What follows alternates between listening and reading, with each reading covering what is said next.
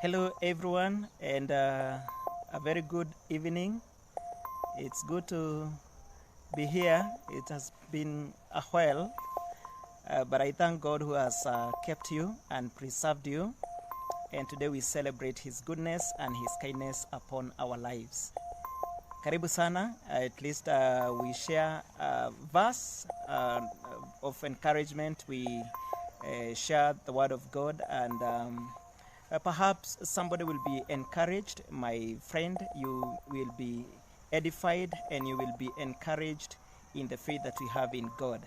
And so I wish to encourage you, join me in the coming few minutes. At least we may enjoy God's presence even as we share one or two words from the Word of God. And so shall we pray even as we start this broadcast? Let us pray. Father, we thank you that God, you have been together with us and you have brought us this far by your power and by your grace. May you help us as we share your word, that you may encourage our hearts and you may help us to remain as your wish is. In the name of Jesus Christ, our Lord and our Savior.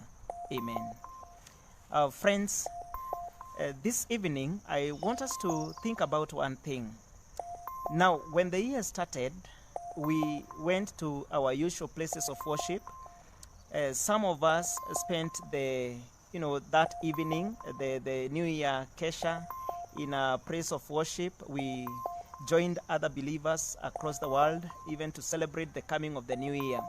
There's so many things that we dared God for.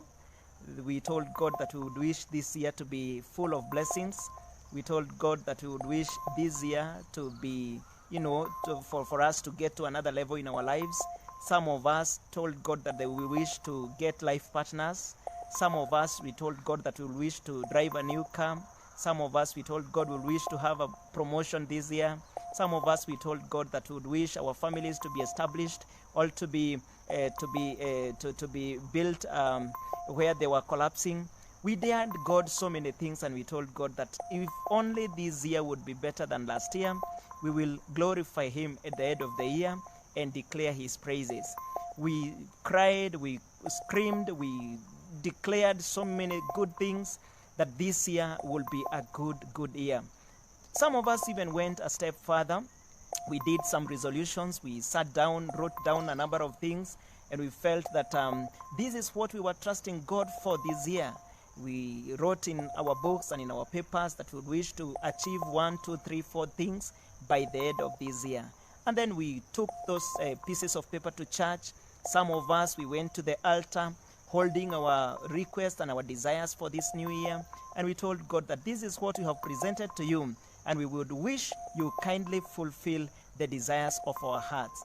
And then we started the month of January very hopeful, working very hard, doing everything that was within our powers so that we could enjoy and experience, the grace of God, even as He fulfilled what we had dared Him for.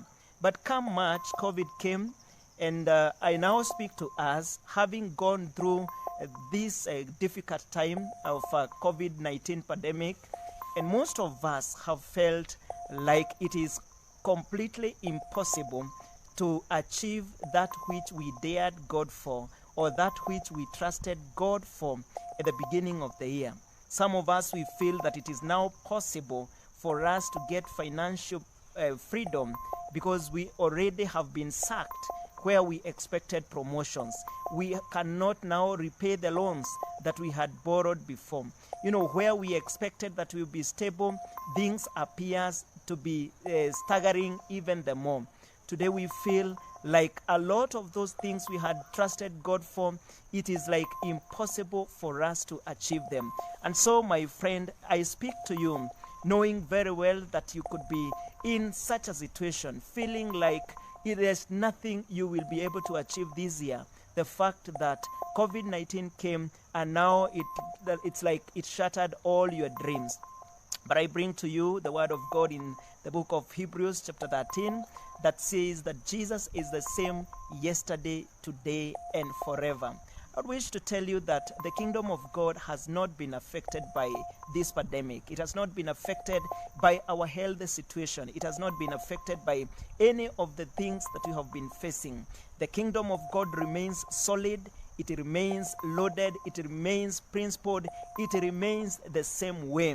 And Jesus Christ and our Father God, King of kings and Lord of lords, they rule and they reign with wisdom. All God reigns with wisdom, power, and majesty. And there is nothing that has fallen short in the kingdom of God. It is good we know that our current predicament, or what we are facing today, has not changed the power of God. It has not lessened the hand of God from its power. It has not made the name of the Lord Jesus Christ lesser strong.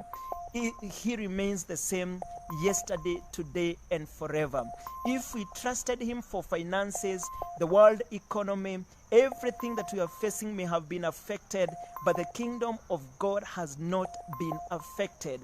He still has the capacity to meet all your financial needs that you trusted him for. He is still well able to meet all the desires that you expressed to him.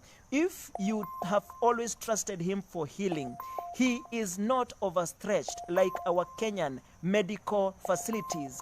You know, his kingdom has not been overstretched such that we feel like we have it's stretched beyond limit. I wish to encourage you that whatever you have trusted God for this year, he is well able to make it happen for you. God does not need a whole year to recover.